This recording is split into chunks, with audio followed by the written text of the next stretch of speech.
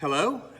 We are going to have our first lecture of the semester, at least the first topical lecture of the semester today, and we are going to begin with Chapter 17 in the book. Chapter 16 is actually the first chapter in your textbook. It covers Reconstruction following the war between the states, but Chapter 16 is also the last chapter in the History 1 volume of America Past and Present, and since that should have been covered in your History 1 class, and if you took mine, it was, then we're going to skip that. We will have occasion to reference some of the material in that chapter as we go along, but we're going to skip that, and we're going to begin with Chapter 17. So if you're reading ahead or reading along with the book, Chapter 17 is where you want to start.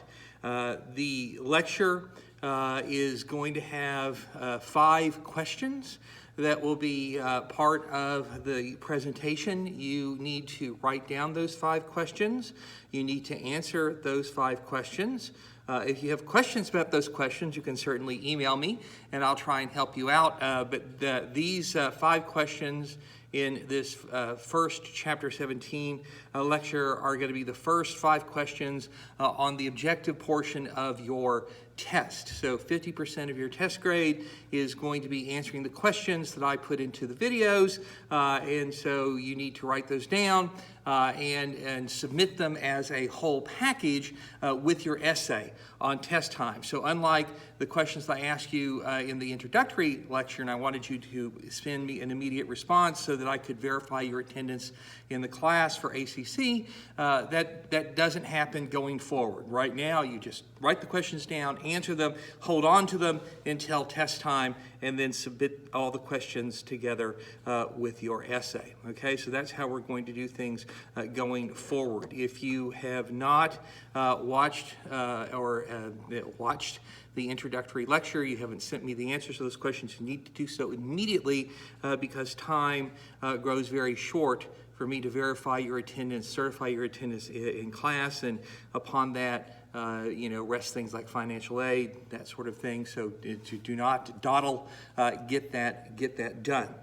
So Chapter 17 in our book deals with the Old West, and the Old West is one of the most famous, one of the most written about, one of the most mythologized parts of American history. There is a whole genre in the television and film industry that it revolves around westerns, cowboys and Indians, and settling the Old West and mountain men and these sorts of things.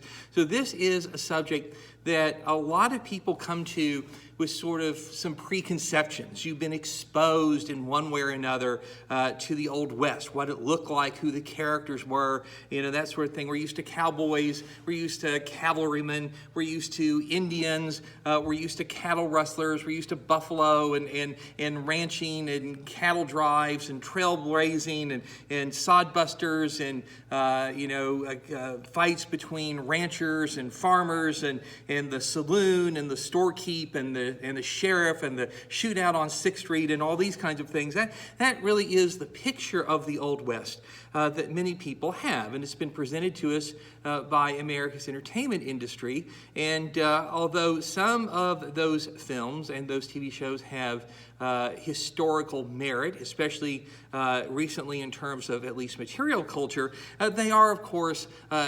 dramatizations. They are, sort of narrow looks at a particular segment of time in the story of the Old West. And so they certainly don't give us a full picture. They don't give us a complete picture. And so nothing wrong with having those images in your mind as we go forward. Just don't set them aside. Don't let them dominate what you imagine the Old West is. The other thing that we have to do before we get started here is sort of define what we mean by the West, the Old West. And that's a little bit slippery because the West in American history is something that had, for most of our national existence, been constantly in transition. When the first English colonists showed up on the Atlantic coast of North America, everything from the beach to 2 or 3 miles inland was all that was under their domain, and anything past that was the West. And so the West used to be, from the coastline to the Appalachian Mountains, and then it was from the Appalachian Mountains to the Mississippi River. If you have ever wondered why the Midwest in the United States is Indiana and Illinois and Ohio and Michigan and Wisconsin, you've ever questioned, why do we call that the Midwest? Because it's not in the middle of the West as we would understand it today. It's because when the United States won its independence from England in the 1783 with the Treaty of Paris, that area that we today call the Midwest was the northwestern corner of the United States, and for a very long time it was called the Northwest, and codified in laws, the Northwest Territory. And then when we left the Mississippi River with the Louisiana Purchase in 1803, then the West jumps over the Father of Waters, and the Midwest is born because, well, we spent our whole lives saying the Northwest, not the Northwest anymore. That would be Oregon and Washington and Idaho. So we just sort of modified the term to become the Midwest. The West is, if it refers to a frontier line, is a constantly shifting thing throughout most of American history. And for our purposes, we are going to define the West as everything beyond the sort of well-watered, heavily forested region that slices along the western boundary of states like Arkansas and Oklahoma and Minnesota and Iowa and Missouri, a little bit of East Texas, probably doesn't even fit into our definition, but everything west of there to the Rocky Mountains is the West for us. We do not include California and Washington and Oregon in this story, because by the time we are going to take up the tale in the 1850s, 1860s, the west coast of the North American continent has already been settled. It's been settled. It was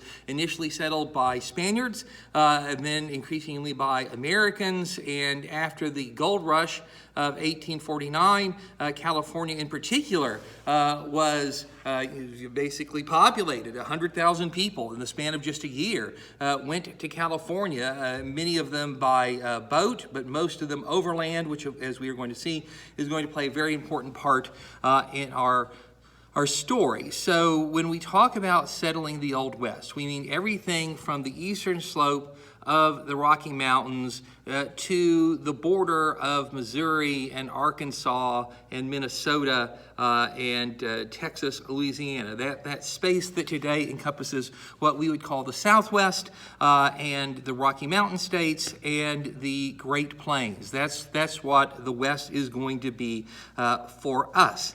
And so, having defined the term, we turn to our next question, which is the question of how the West was won. How the West was won, and from who and what was it won.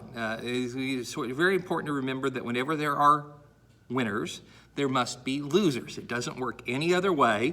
So if somebody triumphs, somebody fails. If somebody succeeds, somebody doesn't succeed. And that's very much the story in the Old West. And so the winners are the government of the United States, so the citizenry of the United States of America in all of its diversity in that day and age. The winners are the people who moved into the West, carrying the American economy, the American political system, the American Eastern civilization, the people who exploited the West for its natural resources, the people who built the railroads, the people who homesteaded. They are the winners of the saga of the Old West. And they win the Old West from two very distinct forces. And the greatest enemy to that westward migration of the American people, the successful westward migration of the American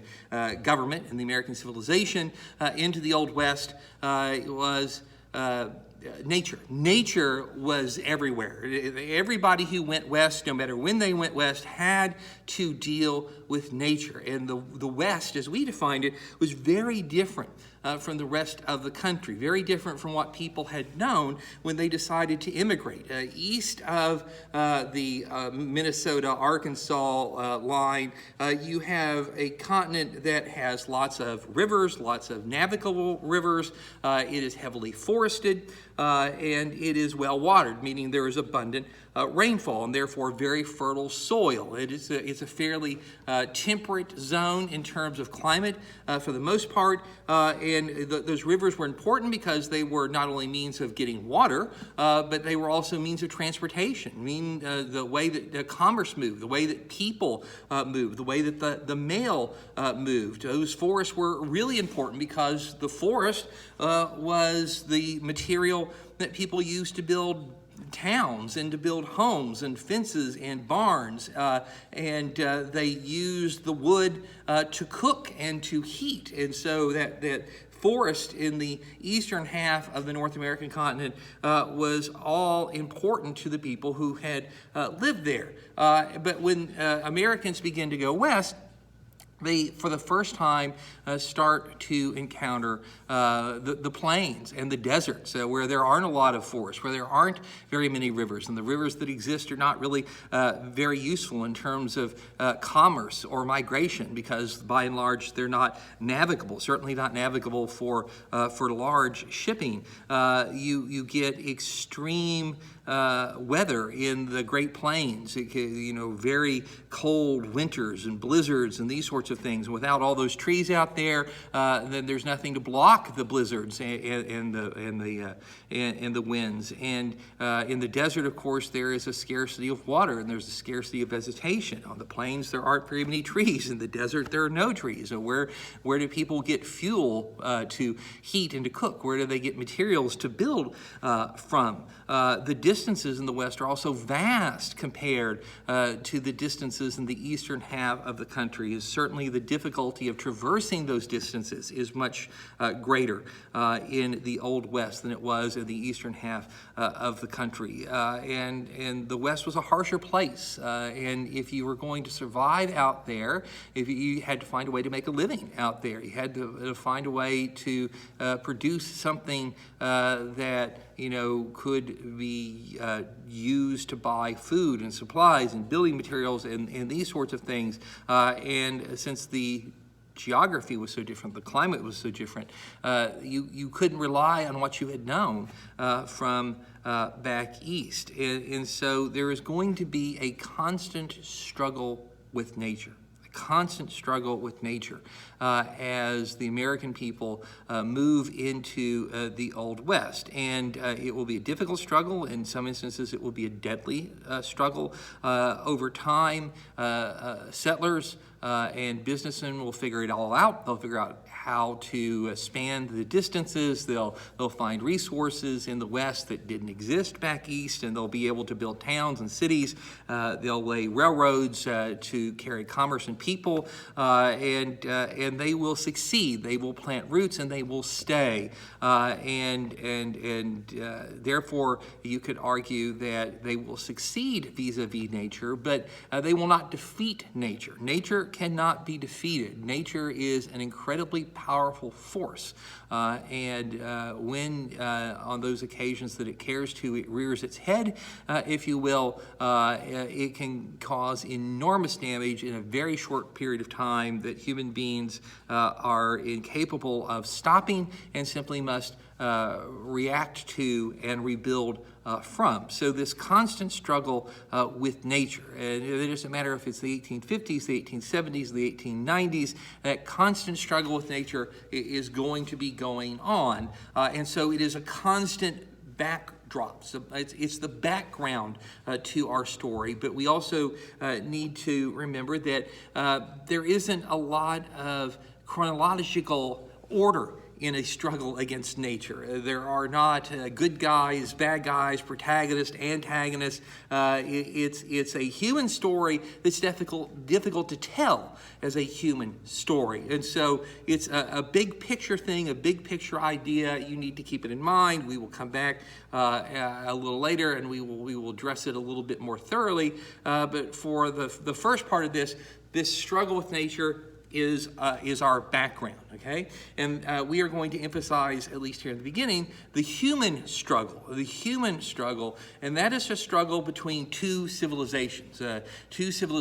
If we are going to paint very broad strokes, as we are forced to do in a survey class, those two civilizations are the American civilization, which we will use as a stand-in for the eastern part of the United States, the government, the economy, the civilization of the eastern half of the continent that is governed by the United States of America. And there's a lot of diversity in that, black, white, immigrant, northern, southern, rural, and agricultural, and urban, and industrial. And it's really easy when we're in a survey course to sort of paint monoliths. There are no monoliths. There's a great deal of diversity of thought, opinion, economic activity, political, religious points of view, and these sorts of things. But for simplicity's sake, the United States, the American people, as they are the citizenry of the United States, is one force in this human struggle, and the other force are the American Indians. And here too, there is not a monolith. Not all Indians spoke the same language. They didn't practice the same religion. They didn't practice the same culture. They didn't have the same economies. They did not all deal with the influx, or if you prefer to look at it this way, the invasion of the United States into their territory. Indians, some of them were willing to accommodate and adapt, others were not. Indians were divided amongst themselves, not only within their own tribes and their own civilizations, but also among themselves. There were all kinds of different Indian tribes. You had Comanche, and you had Kiowa, and you had Cheyenne, and Arapaho, and Apache, and Nez Perce, and a whole bunch of others. And very often these Indians didn't speak the same language, couldn't understand each other. They were rivals, they were enemies, they had fought wars against each other, they raided against each other, they competed for land, and they competed for resources. And so the Indians are not a monolith either, and that's going to be an important part in understanding our story going forward as well. We can, again, we can paint our big picture because we have to. You have the Indians and you have the Americans, and just for simplicity's sake, those are the terms that we're going to use as inaccurate, as unsatisfied as those terms are in many ways. We have to have some terms to use. One of the things that you're going to notice here is I'm not going to use the phrase Native American. Native American, in the context of the time that we're talking about, was not a phrase that was in use. Not even indigenous peoples was a phrase that was in use at the time. And remember that I said it's very important, if we're going to understand history, if we're going to approach history in a way from which we can get something out of it, that we have to look at history on its own terms. We have to stand in the shoes of the people who were there at the time. And at the time, those phrases weren't used. And the concept of Native American in the 19th century sets us down the wrong path. It leads us to a fundamental early mistake that we must avoid because it is a misleading term in some ways, especially if you take it literally. Taken literally, I am a Native American. Blonde hair, what's left of it, blue eyes, pale skin. I am a Native American. Why? Because I was born in America. I was born in the United States. What does that make me? That makes me a Native American, right? I am a Native American. I will wager all of you, or the vast majority of you, are Native Americans. If you were born in the United States, if you were born in America, you are a Native American. You're not a Native European. You're not a Native Frenchman. You're not a Native African. You're not a Native Asian unless you were born there, right? You're a Native American. We all have origins that come from some other place. Mine are Irish and German, but I've never been to Germany, and I've never been to Ireland. I don't know anything more about Germany and Ireland than what I have read about, and the little bit that I have studied their history and their culture and their civilization. And so I'm not going to walk around and call myself an Irish American or German American, because I'm not. I'm an American. That's what I am, and that's a fundamentally important thing to understand, because for the people of the United States who are going to move west and compete with the Indians for land, for resources, who are going to engage in commerce with the Indians, who are going to engage in diplomacy with the Indians, who are going to engage in warfare with the Indians, who are going to engage in mutual atrocity and bloodshed with the Indians, those Americans saw themselves as native to America. And when they looked at a map from the Atlantic to the Pacific, it had the words "the United States" stamped on top of it. In other words, from the Atlantic to the Pacific, it was their country. This was their land. And you do not invade your own territory. You do not conquer your own property. You therefore do not see yourself as an invader or a conqueror. You see yourself as a pioneer. You see yourself as a settler. You see yourself as doing something that is legal, that is moral, that is justifiable, that is good and righteous. And of course, you are also doing something that is to your own benefit. The people who are going to go west for their own benefit, by and large.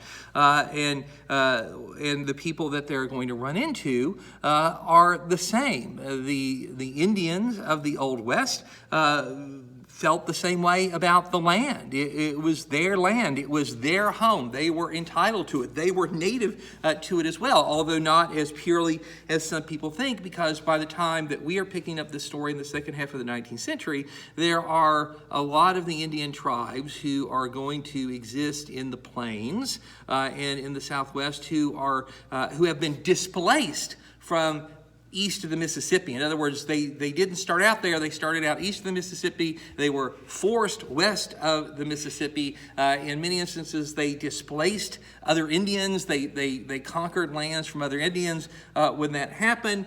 So native is always a little bit of a slippery term for everybody that's involved. But the Indians, like the American settlers, believed that the land was theirs, that they were entitled to it, that it was their property, that they had moral claim to it. And the thing about this is that both parties are right. Both parties are right. Both parties had legitimate points of view. Both parties could point to their own moral compass and argue that they held the moral high ground. And that means that from a purely objective standpoint, there are not good guys, there are not bad guys, there are competing civilizations. And one of the cliches of history is that it is what happens when groups of people bump into each other. History is what happens when groups of people bump into each other. And although that is, like most cliches, a little bit tongue-in-cheek, it is also, like most cliches, grounded in an elemental essential truth. And what is going to happen here is that we are going to have groups of people bump into each other. And when they bump into each other, you have the whole panoply of human interaction that is going to take place. As individuals, Indians and Americans, whites, blacks, browns and reds, if you prefer, are going to be able to interact with each other, trade with one another, form friendships with one another. They're going to intermarry. They're going to have children together. They're going to have friendships and these sorts of things. As individual human beings, it is almost always possible to identify with and successfully interact with another human being. But when we talk about groups of people, when we sort of mash individual identities into group identities, then it becomes a lot harder. That's when stereotypes and prejudices and fears and hatreds and jealousies rise to the forefront. It's very easy to dislike a group of people, to sort of have a shallow example of that. In sports,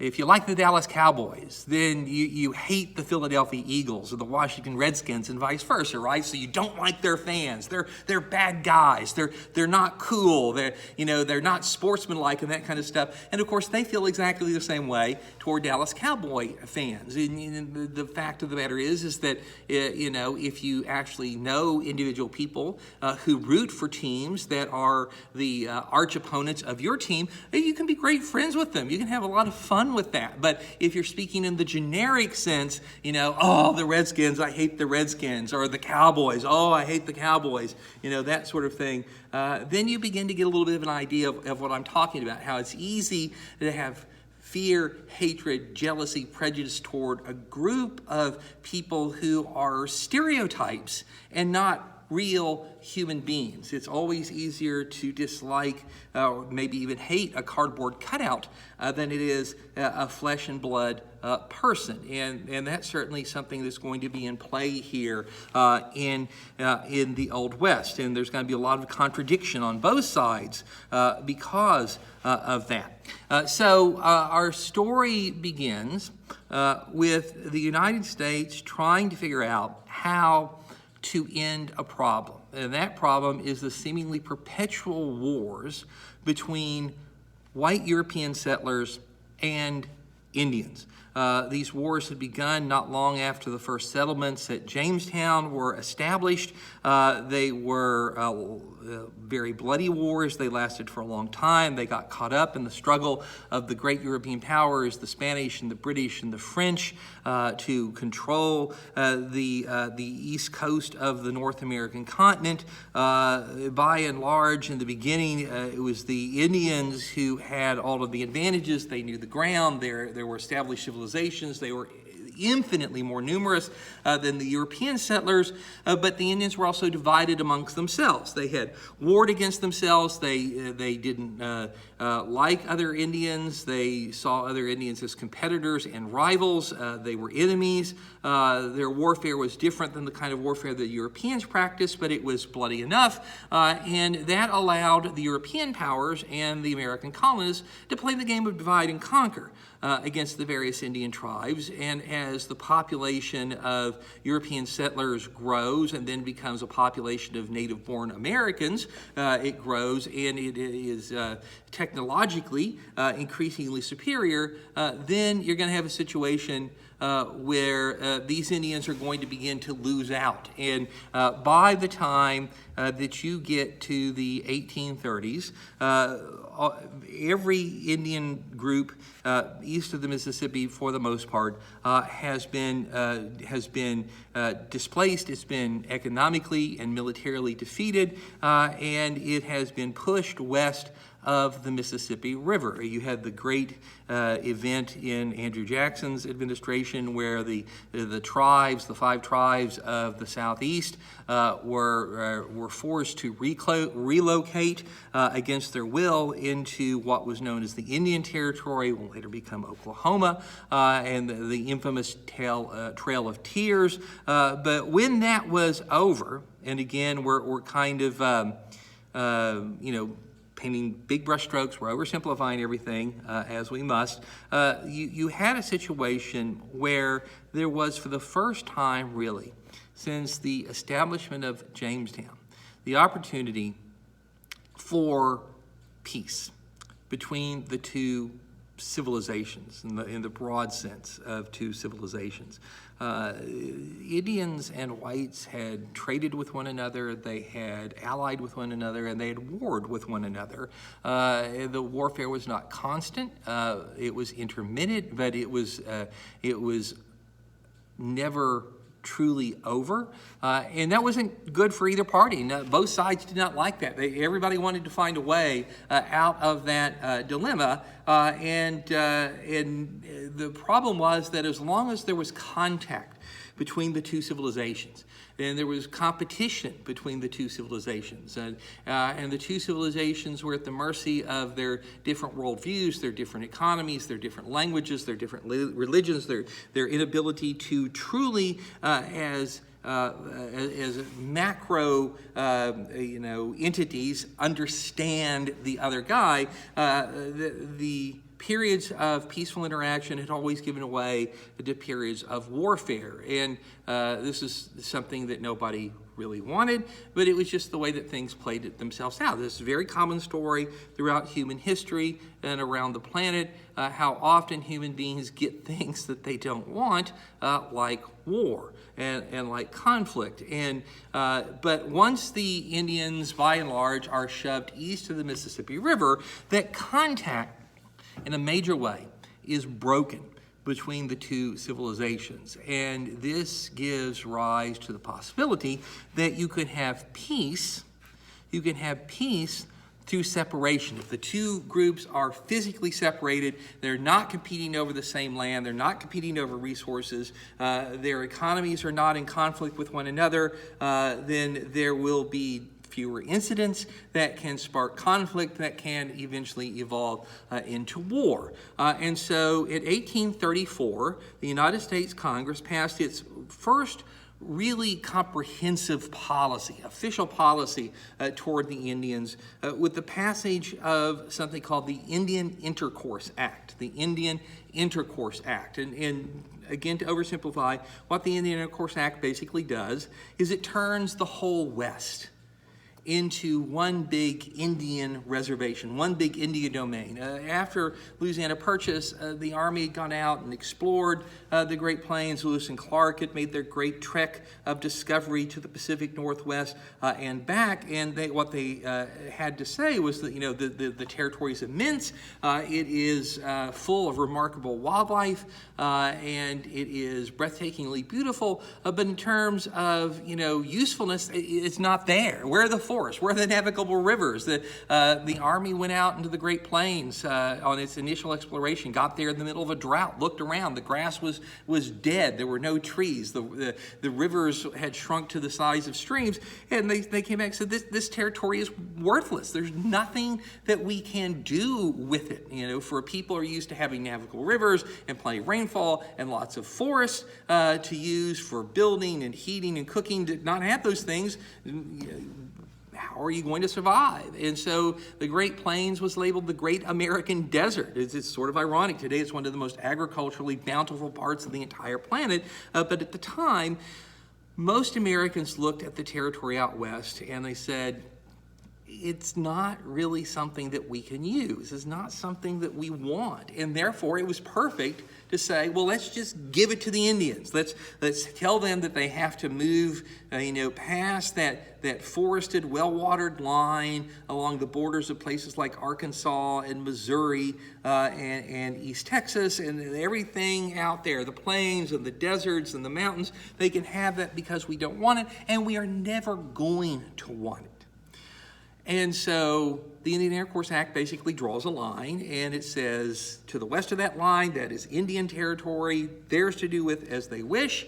The United States, still owns it. We still have dominion over it, but we're going to limit access of American citizens to that territory. If you wanted to go trade with the Indians or preach to the Indians, or say you had to get a license from the government to be legally out there. And so this was a recipe for minimal contact, contact that would be so minimal that it would be operating on a very human scale. And as human beings, the Indians and Americans had always basically been able to get along with each other and as best as people can. And so this was the idea. This is the way to end the seemingly endless wars between Americans and Indians. And this was not a perfect solution. Nobody thought it was a perfect solution, but it was a solution. It gave some hope. And unfortunately, that solution did not last for very long because it is always the case that sooner or later people were going to want to move west. And the gold rush and the Texas Revolution were the first parts of that. So, 1834 Indian Intercourse Act, the Texas Revolution breaks out in 1835, 1836. That's going to lead to war between the U.S. and Mexico over just what the borders of Texas are. The U.S. claiming the Rio Grande and Mexico claiming the Nueces. And in the midst of the Mexican War, the United States is going to conquer the Southwest. It's going to conquer California, as well as secure the Rio Grande border for Texas. By treaty, we already have Louisiana Purchase and the Pacific Northwest, i.e. Washington and Oregon. And so the Mexican War is going to solidify American dominion over what today we know as the continental United States. And in the same year that the war comes to an end with the Treaty of Guadalupe Hidalgo in 1848, you have a fellow in north central California who is working in a stream near a place called Sutter's Mill, and he finds something that he in fact was not searching for, and that is gold. So in 1848, you discover gold in California, and that leads the next year to the gold rush. 100,000 people flocked to California in the span of 365 days, roughly speaking, and they were known as the 49ers because they went there in 1849. And although they came from all over the planet, some of them came by boat. The vast majority of them came overland, and that meant they crossed through Indian territory on trails that had been blazed to get you into the passes of the Rocky Mountains and allow you to wind up in California or Washington or Oregon or something like that. And this became a very big business. Lots of people were going west to strike it rich, or hope to strike it rich, or to get rich off people who were trying to get to the gold, get to the silver that was reputed to be in them there hills. And this meant that you had almost a continual flow of American citizens through this great big Indian reservation known as the Old West. And although the government sort of negotiated that with the Indians didn't really have any choice. It was seen at first as, a minor thing. But what it does lead to is the contact between the two peoples again. And as soon as that contact begins to happen in an almost continuous fashion, then a lot of the old problems generated by different languages, different customs, different beliefs, sprang into being. And so, give you just a sort of kind of simplistic example. You have a wagon train moving across the West. Most of those wagons were pulled by oxen. Because they were much hardier than horses for this kind of trip. Families, loaded up everything that they had, put them in one of these great big wagons known as prairie schooners or Conestoga wagons, and they would take cows and livestock with them and that kind of thing. It was a long journey; it could take up to 3 months. It was fraught with difficulty and peril.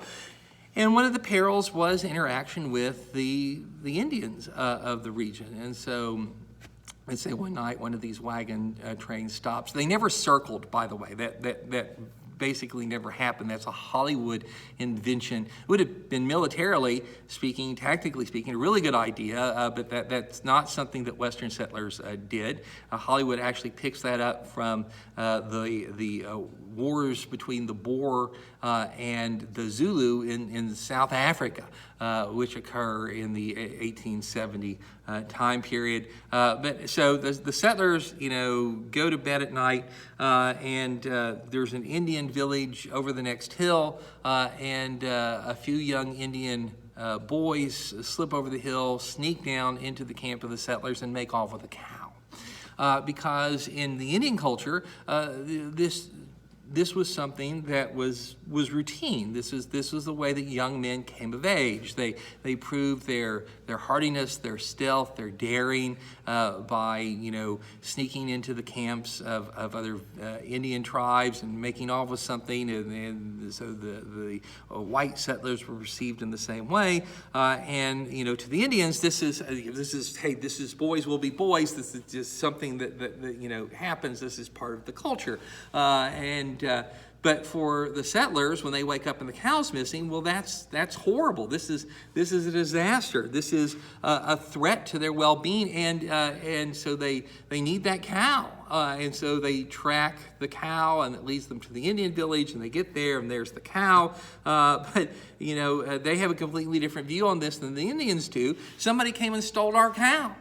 And the Indians don't see it as theft at all. And when the settlers say, hey, there's our cow, we want our cow back, the Indians are like, no. Our young little running bear came and he took it. And fair and square, that's the way that it was done. And if you want it back and your little Timmy wants to slip into our camp and make off with the cow and you can get away with it, we'll be impressed. We would certainly understand it. And so you have the clash of cultures, the clash of systems, economies, morals, religion, language, economies, and these sorts of things. And maybe that leads to violence and bloodshed. Maybe it doesn't. But as simplistic as that one example is, you get lots of things like that happening with greater and greater frequency. And at some point, the people who run these wagon trains as a business, who are providing that service to all these settlers who want to go west, are going to begin to demand that the government protect them. After all, are they not American citizens? Is this not American territory? Is the job of the government not to provide protection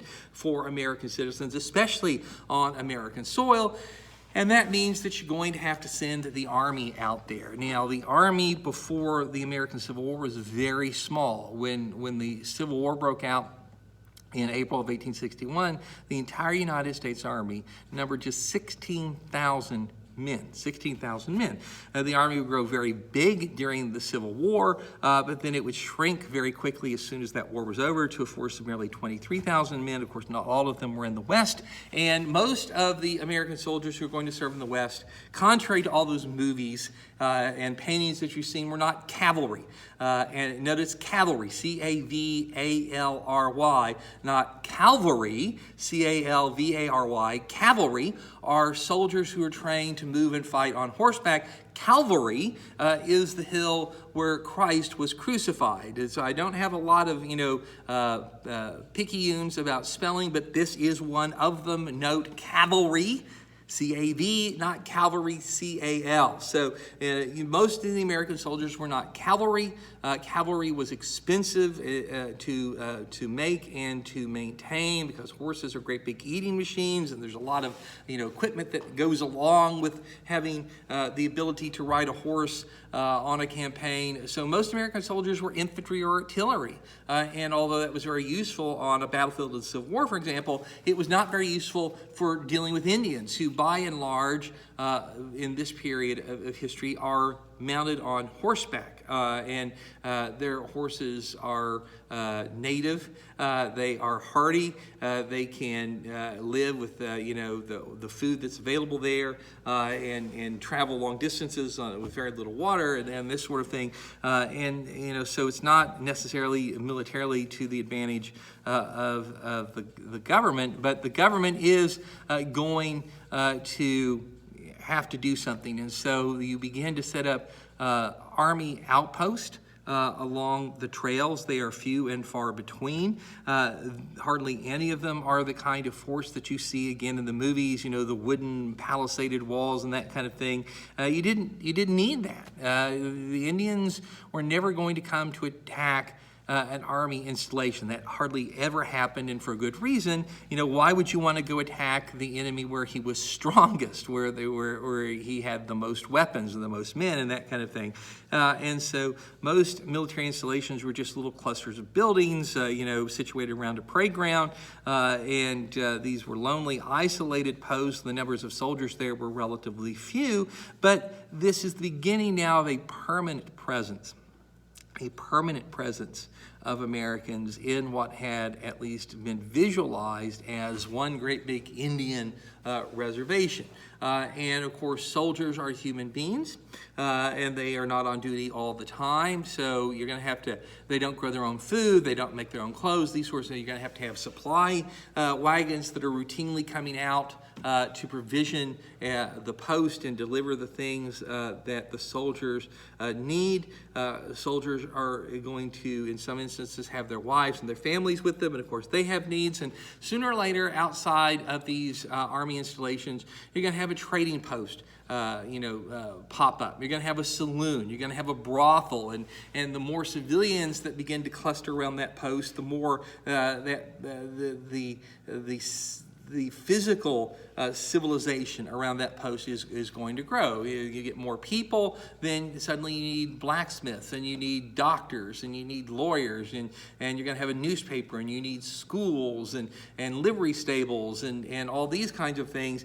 And so, for these initial, dots of military installations to protect the settlers traveling across the West, they're going to become magnets. Magnets for more settlement, bigger settlement, denser settlement. Some of the pioneers are going to get tired of the long trip, and they're going to decide, hey, we got this far, and here's an army post, and this seems like a nice place and a safe place to settle, so we're not going to try and get all the way to the West Coast.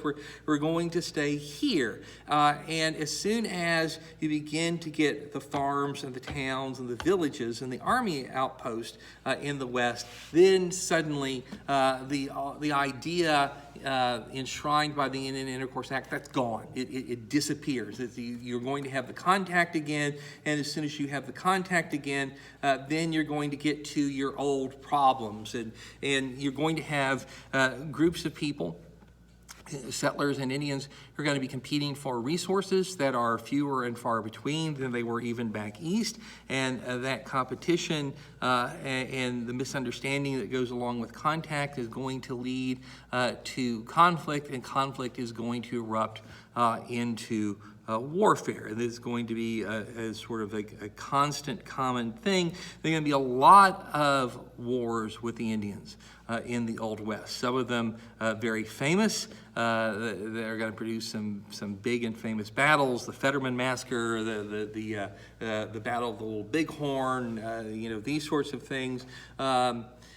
Some 950 military engagements in the Indian Wars, as it's called. They're going to stretch from roughly the 1850s to 1900, so a half a century of warfare. But very few of these 950 military engagements are going to actually be considered battles in the sense that Gettysburg or Lexington and Concord is a battle. Most fights between whites and Indians involve very small numbers of men, very, very brief episodes of combat, casualties not particularly heavy, but the Indians for a long time are going to have the upper hand in these wars because although there are far fewer of them, maybe 100,000, 150,000 Indians on the Great Plains and in the Southwest and in the Rocky Mountain region during this period versus a American population that is in excess of 32, 40 million people, a primitive hunter-gatherer economy for the most part versus an industrialized economy which can mass produce resources, including weapons and saddles and wagons and railroads and these sorts of things. The Indians are, logistically speaking, and demographically speaking, inevitably doomed to defeat. And some of the Indians are going to recognize that and say, hey, it would be foolish to resist. We need to accommodate. We need to adapt. Other Indians will be unwilling to do that. And the Indians who are unwilling to do that will play their role in helping to provoke conflict, just like Americans who are sometimes unscrupulous in their desire to get at resources on Indian lands, or who are prejudiced against Indians and just want them out of the way, will play their part. There is, if you prefer, grievance for both sides, and people on both sides of this conflict who have bad motives and bad intentions and are looking to make trouble, and the trouble always seems to come. And the Army had great difficulty trying to catch the Indians and militarily defeat them. They were simply too mobile, they were too elusive, and the Army lacked the resources and the mobility in order to overcome them. And there were a number of defeats that the Army suffered, but there were a couple of real turning points in this struggle, militarily speaking. One was the invention of the revolver. When you get away from the muzzleloader, single-shot weapons with which Americans had initially ventured into the West, the Indian had the military advantage. With his bow and arrow, he could fire faster, more accurately than a settler could with his muzzleloader. He could get one shot off, and then the Indians would be on top of him, and he was going to be killed. But when the revolver shows up, and you have the ability to fire 5 or 6 rounds in 15 seconds, and you can quickly reload, then that military advantage swings toward the side of the Americans. And although Indians will eventually get these kinds of weapons, and in some battles like the Little Bighorn, they will actually have better arms than the Army will, the invention of the repeating firearm is going to be a giant advantage for Americans. And eventually, the Army is going to come up with the kind of tactics that are necessary to defeat the Indians. And one of the things that it's going to rely on is other Indians to fight Indians, Indian scouts, as they were called. And there were some engagements where Indians fighting in American uniform were the majority of U.S. troops on the battlefield. And sometimes they were all the U.S. troops on the battlefield. And these Indians generally fought very well. They had, their tribes had Indian enemies. The Sioux and the Crow don't like each other, for example. And so they're always willing to enlist to help the U.S. Army fight the other guy, these sorts of things. So the resourcefulness, the stamina, the courage of Indians fighting for the United States is going to make a big difference. Scouting and reconnaissance in particular are going to be done by these contingents. The other thing, of course, that the Army is going to have is eventually going to have the railroads. As railroads are built in the West, they simplify the problem of supply and reinforcement. They speed it up. The railroads, of course, can go wherever men want them to go, and so you don't have to rely on the rivers, most of which were not navigable, and so that's a big help. But you also had generals like William Tecumseh Sherman and Philip Sheridan, who had been important Union officers during the Civil War and key lieutenants to Ulysses S. Grant in defeating the Confederacy, who came up with tactics like winter campaigns and converging column. And so the Indians, were very mobile, except in winter. In wintertime, when the snow was deep, there was no grass in the field. The Indians, were much more susceptible to logistical difficulties, a hard time to survive. They tended to stay in one place to find a secluded place to camp where they could, shelter in place basically, and try and hoard their resources and last until spring. So if the Army's great problem was always catching the Indians. If it caught them, it could usually defeat them. But the Indians, being so mobile, tended to get out of the Army's way. And so the major tactical problem the Army had was catching the Indians and forcing them to fight. So you could bring your superior resources, superior firepower to bear. And the winter campaign and converging columns did that. So you go after the Indians in winter, and that's hard for the army, and it's going to produce much suffering for the soldiers. But as difficult as it is for the army to move over the west in the wintertime, it's almost impossible for the Indians to do it. So they become basically stationary targets. If you can find them, then you can get at them, then you're going to defeat them. The converging columns worked especially well in wintertime, but they also worked in summertime. And the converging columns basically means that you got to bring different bodies of soldiers converging on a central point from all directions. The old way of doing it was the Indians were here, you're going to send a column of soldiers, mostly infantry, so they're on foot, coming at the Indians who are mounted on horses. The Indians are going to hear that the soldiers are coming, and they're going to get on those horses, and they're going to disappear, and the soldiers are never going to catch them. If you use converging columns, then you got the Indians here, but you're going to bring soldiers from every direction, and the Indians will spot one of these groups, maybe two of them, and they'll try and flee in the opposite direction, and when they do, they'll run into the other columns. And so the columns converge on the Indians. The Indians can't get away. You can make them stand and fight or force them to surrender. So winter campaigns, converging columns, railroads, Indian scouts, repeating firearms, all these things are going to give the army a big advantage over the Indians. Now, this advantage, though, was buffeted by political reality.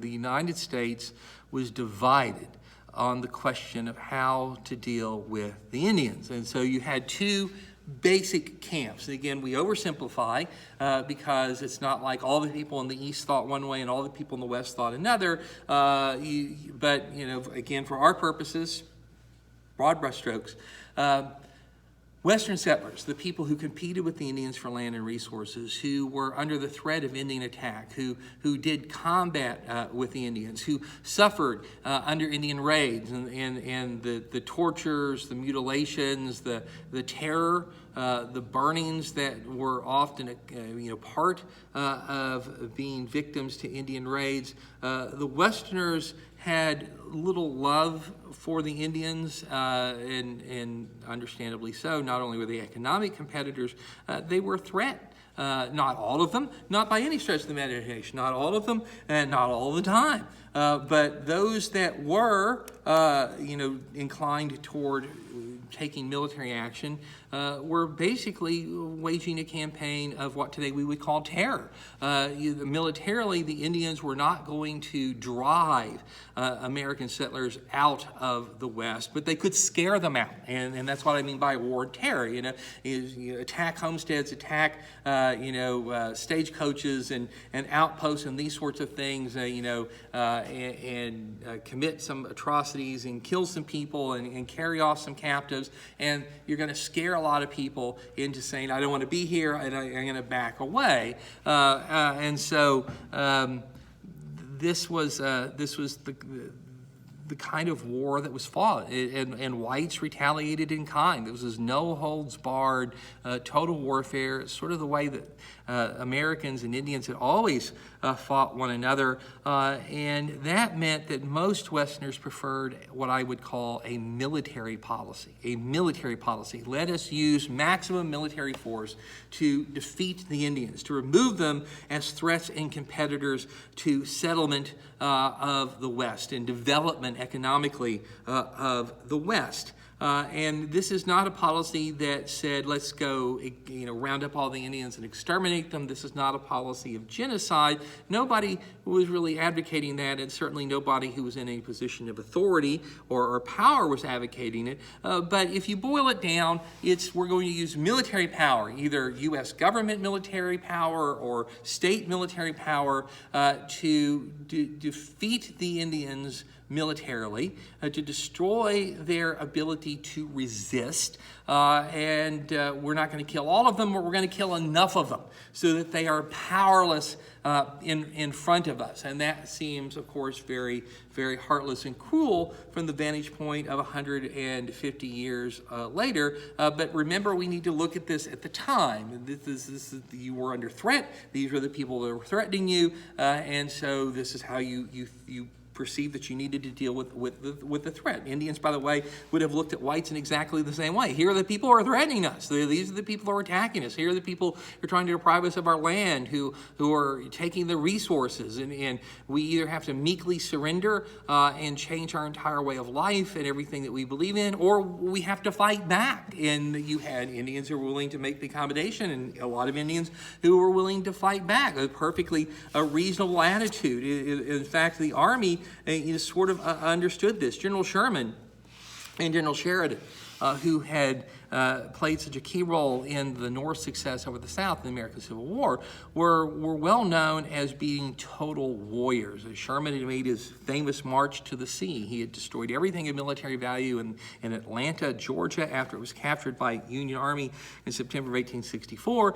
And then he had taken his army from Atlanta to Savannah, Georgia, a 300-mile march spread out over a path of 60 miles, and the federal soldiers had destroyed everything of military value as they went south. What they could not consume, they destroyed, and they destroyed much that wasn't of military value. Sheridan had played the same game in the Shenandoah Valley of Virginia, and the idea here was that war is horrible. As Sherman said, you can't refine it, and the more horrible it is, the sooner it will be over. And if we cannot defeat and destroy Confederate armies, which the North was having a very hard time doing, what we can do is we can pull the rug out from under those armies. We can destroy the civilian economy that provides the food and the uniforms and the shoes and the ammunition and the saddles and the harnesses and this sort of thing. And that had played a key role in the Union's triumph over the Confederacy during the Civil War. And so, here are these total warriors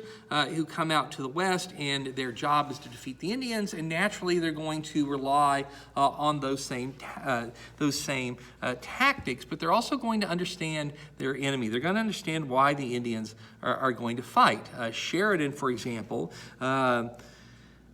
put it this way. He said, quote, "We took away their country, their means of support. We broke up their mode of living, their habits of life. We introduced disease and decay among them, and it was for this and against this that they made war. Could anyone expect less?" Unquote. In other words, the soldiers understood the Indians, understood why the Indians were fighting. That didn't mean they weren't enemies, that they weren't feared, that the soldiers and the generals were not determined to win, but it meant that they respected their foe as a military opponent, and they understood why he was fighting, so it was their job to fight and to win, and it was the use of military power that the Western settlers preferred. They preferred a military policy.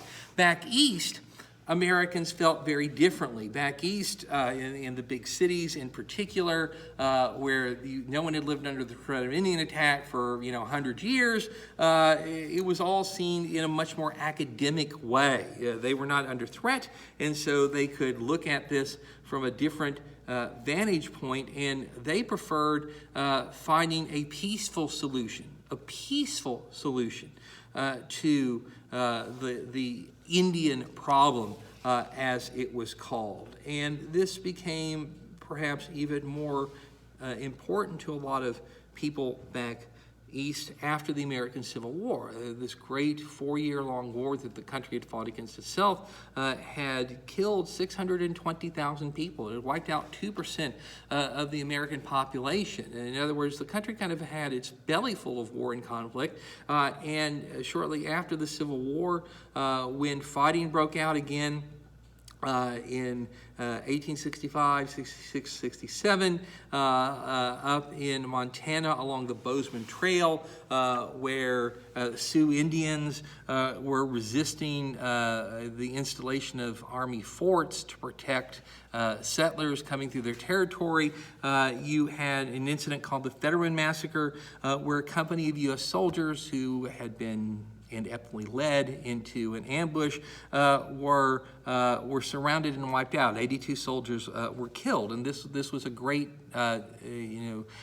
shock in the newspapers, and a lot of Easterners were like, why are we still fighting Indians? Can't we find a better way to deal with these Indians? Why are American soldiers still dying in wars with Indians? And so you had the beginning of a peace movement, a peace movement, and the idea that we're going to have a diplomatic solution, if you will, to the Indian problem. And in 1868, at a presidential election, and Ulysses S. Grant, who was the great Union military hero of the Civil War, was elected to the presidency. Americans love to elect their military heroes to be chief executives, and Grant came into office with a reputation for being relentless in a military sense. He is the guy who was willing to accept massive casualties to grind the Confederate Army of Northern Virginia under Robert E. Lee down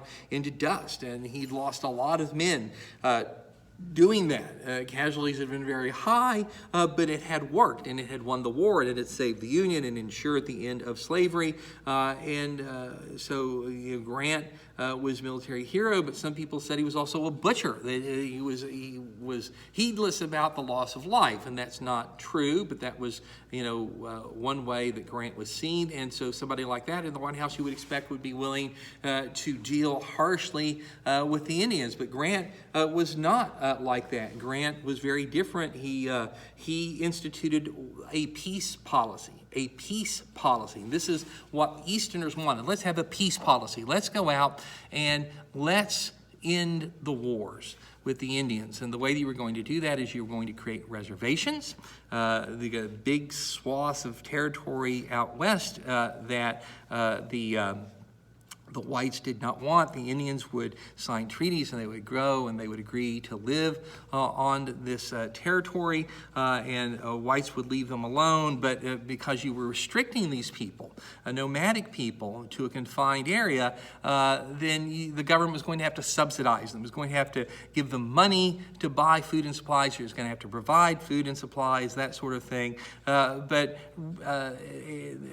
This is going back to the old idea of peace through separation, isn't it? Instead of the whole West being one great big Indian reservation, we're going to make smaller pieces of the West Indian reservations, and they'll stay on their land and we'll stay on our land, and the two sides will interact only under the most heavily regulated circumstances, and that will avoid conflict. And this seemed like a great idea if you wanted to stop the war, but it was going to go further than that, because the goal of the reservation system in the eyes of many people was ultimately to civilize the Indians.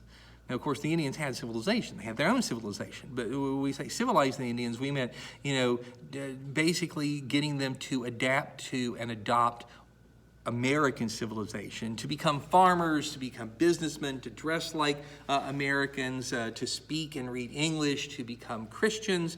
And there were some Indians who went along with that, who worked with that, who saw that as the wise path forward. And there were others who resisted it. And they basically said, look, all the reservation system is doing is finding a different way to destroy the Indian way of life, the Indian civilization. The settlers want to do it with a military policy that's going to kill us and destroy it, and the peace policy is going to do it by, as the advocates of the peace policy said, kill the Indian, save the man. Kill the Indian, save the man. Either way, the Indian way of life is forfeit, whether it's peace policy or military policy, but there was a difference between somebody wanting to shoot you and somebody wanting to teach you to English. And so the peace policy, was going to be given a try. And so commissioners were established, and they went out and they met with Indian leaders. We're always scrupulous about who they accepted as Indian leaders, because Indians did not have the same kind of political system as the United States had. They didn't elect leaders. They didn't have a person who ran the tribe and could speak for everybody. And once he signed a treaty, he could guarantee that all of his people would abide by the terms of that treaty. That's not how Indian civilization worked, but it's how white civilization works, how American civilization worked. Basically, the approach to the Indian tribes was to treat them as nation states. And we always see the world through our prism of our own experiences, as we try and impose order on what we're unfamiliar with by taking what we are familiar with and imposing it on the unknown. And so, treating the Indian tribes as though they were little mini states who would sign treaties and would abide by the terms of those treaties, the intention here was very good. But it didn't work terribly well, and for lots of reasons.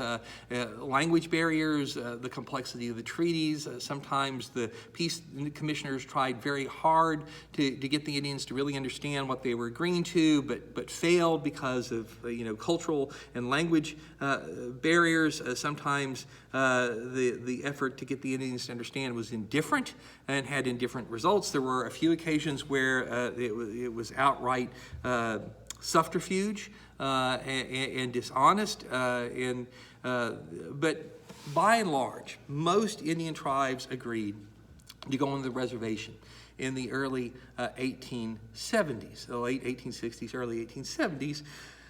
But it didn't work out very well by and large for a couple of predictable reasons. One, reservations were brand new things. They'd never existed before. Nobody knew how to run them. There was no experience. And who are you going to get to be in charge of them? And there were really only two, resources. You couldn't put ads in paper and say, hey, wanted manager of Indian reservation must have experience. Nobody had any experience. So you're either going to have political appointees who are doing it for a job, who probably don't have a lot of interest in the job and are not necessarily competent, and therefore going to mismanage, and some of them are going to become corrupt. And then you have religious leaders. And so the religious leaders of the East have been big advocates of the peace policy. And so with the very best of intentions, some of them signed up to go out and run reservation, but because they cared and they believed in the mission did not mean they had the talents or the skills to do it. And sometimes they took a sort of paternalistic and patronizing attitude toward the Indians, and that didn't go over well. And then we add on top of that the fact that the Congress was not any better at passing budgets on time then than it is now, and when it was time to pass the budget, it might be late, and that meant that the stipends and the supplies that had been promised to the Indians would be late, with dire consequences to real people on the ground. And if the Congress was in a mind to cut the budget, well, cutting what had been promised to the Indians, what was due to the Indians, was always a painless way to do it, at least politically speaking, because Indians weren't voters. They couldn't punish the politicians for doing that. And so conditions on a lot of these reservations were not good. You were taking a nomadic people, you were trying to make them into a static people, and in some places that worked, in a lot of places it didn't. Some Indians adapted, a lot of them didn't, and you looked around, and the promises weren't being kept, conditions were hard, supplies were short, goods were of poor quality, corruption had swept in, and some Indians said, well, forget this, this isn't what we signed up for, this is a slow death versus a path death, and I would rather leave the reservation and go out and live the way that we want to live, even if we know that it's going to mean war and our ultimate destruction. And of course, when the Indians left the reservation, whether they left it to conduct raids on white settlements or they just left it to go and live on their own and to hunt buffalo and that sort of thing, well, they were breaking the treaty. And by breaking the treaty, they were committing an act of war against the United States, and the Army was sent to deal with them. And that means you had the paradox of wars of the peace policy, the wars in the 1870s and 1880s designed to defeat the Indians who left the reservation and force them back onto the reservation. And of course, this brought on a whole new round of Indian warfare, some of the most intense Indian warfare that you saw. It was during this period that you had the Battle of Little Bighorn, more famously known as Custer's Last Stand, for example. And it was a difficult period for the Army. As General Sherman put it, quote, there are two classes of people, one demanding the other extinction of the Indians, and the other full of love for their conversion to civilization and Christianity. Unfortunately, the Army stands between them, and it gets the cuff from both sides. If we kill too many Indians, humanitarians cry butchery, but if we kill too few Indians, the frontiersmen call the soldiers cowards, unquote. In other words, damned if you do and damned if you don't. But the advantages of the Army by this point were insurmountable for the Indians. Winter campaigns, converging columns, superior weaponry, the use of Indian scouts and having Indians pitted against other Indians, superior logistical resources, superior numbers. And then you also had this key tactic that Sherman and Sheridan kind of from their Civil War experience. How had they defeated the Confederate armies? Not necessarily by beating them on the battlefield, but by denying them the resources they needed to continue to resist. And so, destroyed railroads and factories and bridges and mills and these sorts of things so the Confederates couldn't make, the Confederate armies couldn't get uniforms and weapons and ammunition, that kind of stuff. Well, the Indians don't have any of that, but the Indians do have one key resource, especially on the southern and northern plains, and that resource is the buffalo. The buffalo was the key resource to the Indians. They followed the buffalo herds, which were enormous, and they hunted the buffalo. They ate the meat. They used the bones to make tools and implements. They used the skins to make clothes and shelters and some of the internal organs for medicine and religious purposes. Buffalo was the key resource of the Indians. And so as long as the buffalo were out there, the Indians could come off the reservation or refuse to go onto it, and they had a means of subsistence.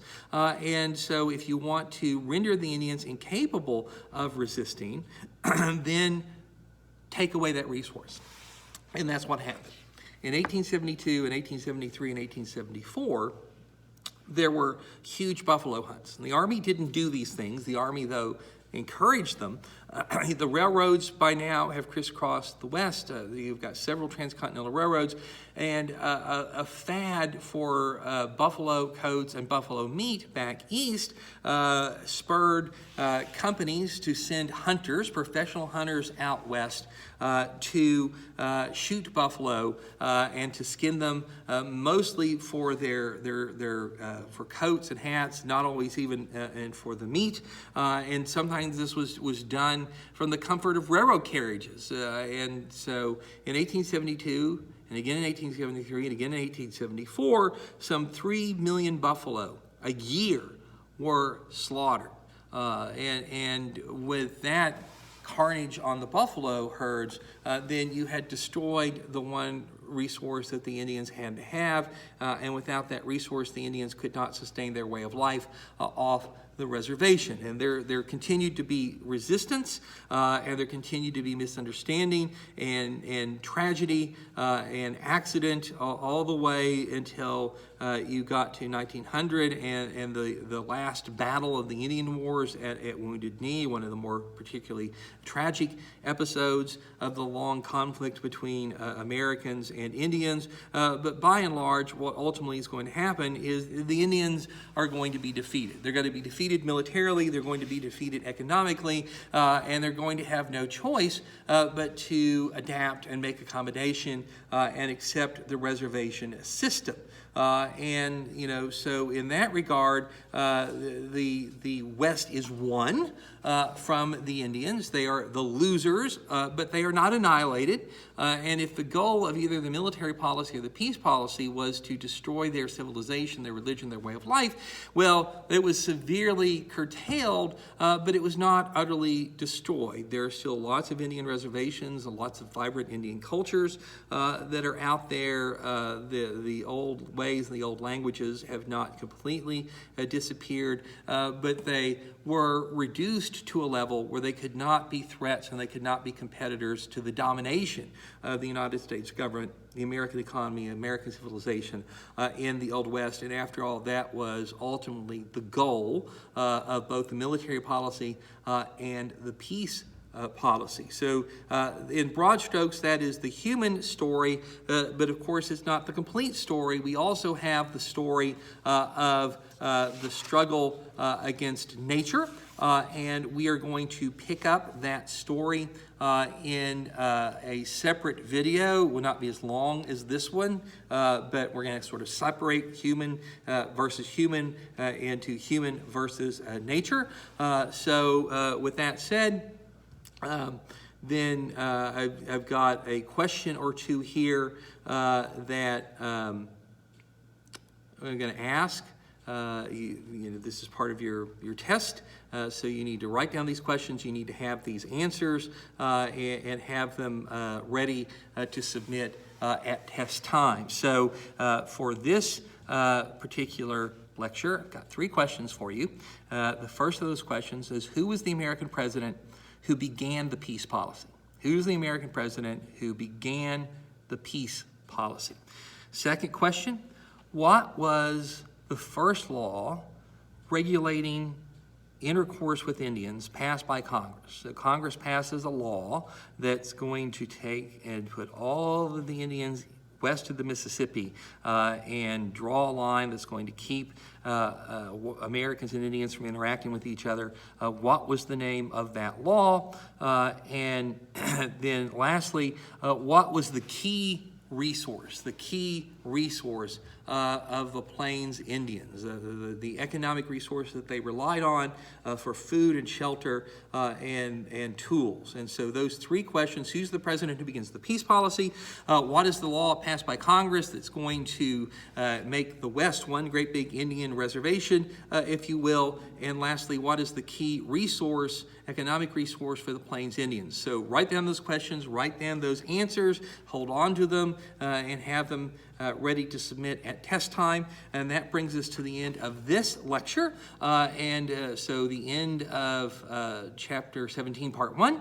Our next lecture will be Chapter 17, Part 2, and we'll deal with the struggle between settlers and nature.